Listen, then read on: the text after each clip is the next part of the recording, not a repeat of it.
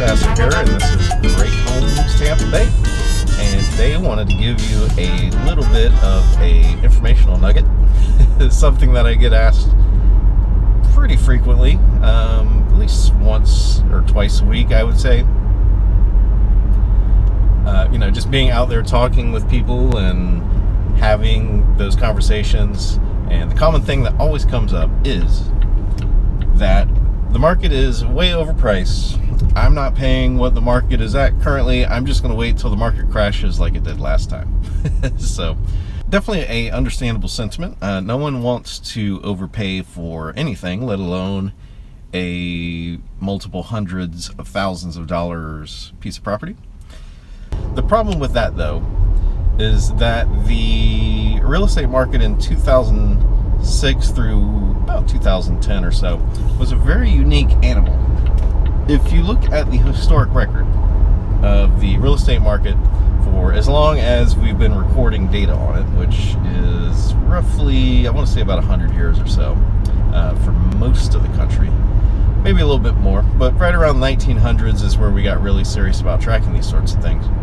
If you look at the history of a real estate market, most downturns you only see reductions of about 5 to 10%. There was a couple times where it got up in like the 15% range whenever it was a pretty bad or a really bad recession. So this would have been, or when inflation rates were really high or the interest rate was really high. So that would have been like the 70s. Just because, not a lot of people buying houses when you're looking at, like 15% interest rates. So historically speaking, there was two times where property values drastically crashed, and that was 2007 to 2011, also known as the Great Recession, and the 1920s, which was the Great Depression. If you notice something about those two periods of time, it's that they actually have a name. And the reason we gave them names is because they were such outliers compared to the history and basically a normal course of economic growth and recession. So when you give something a name, it definitely gives it power and it separates it from everything else. So 2006 to 2011 was definitely a very particular period in the American economy. Now, the reasons that home prices crashed and lost, about 50% of value is not because of, it was not necessarily because people buying more homes than they could afford or anything like that, at least directly. If it was specifically just a real estate issue, then it would have been constrained to just real estate, and the rest of the economy might have had a slowdown, but the United States economy is very, very large, and it would have bounced back very, very quickly. The reason why the economy crashed was mainly because there were those loans, and which wouldn't have necessarily brought the entire banking system down. The problem is that all of the banking system was heavily interconnected and woven with these investments, these bundled mortgages, and the risk of those mortgages was misrepresented. So when all of those supposedly relatively safe mortgage bundles, whenever people started defaulting on those and everyone found out they became very high risk mortgage bundles, that is when basically the entire banking industry collapsed.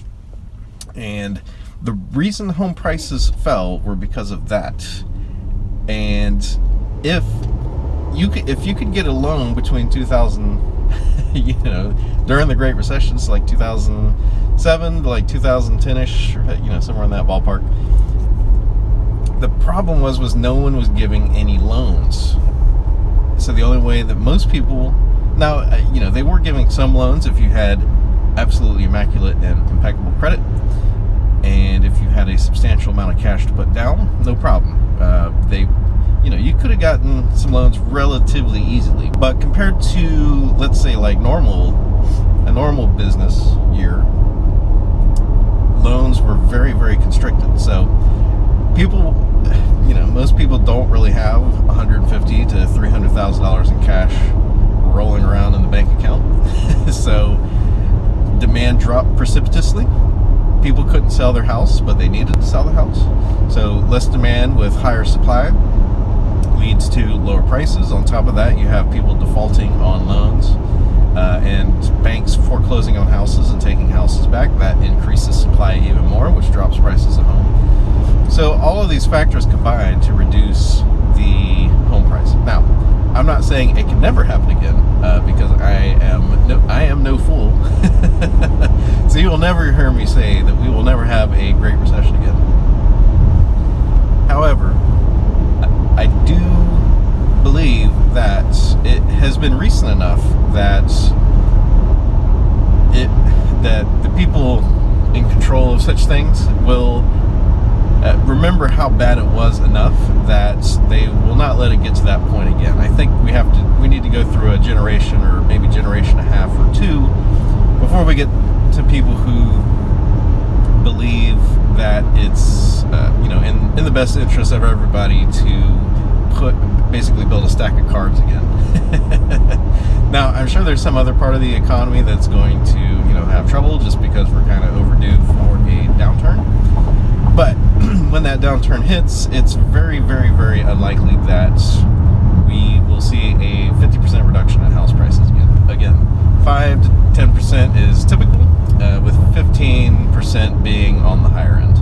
And I'm going to put a link to that information in this video below, so you can take a look for yourself, just to confirm what I'm saying.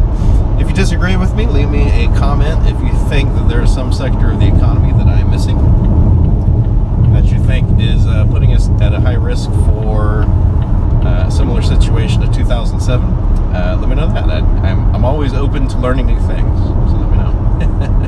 Anyway, my name's Kyle Sasser. I'm with Keller Williams Realty. This is Great Homes Tampa Bay. If you'd like to find your own great place in Tampa Bay,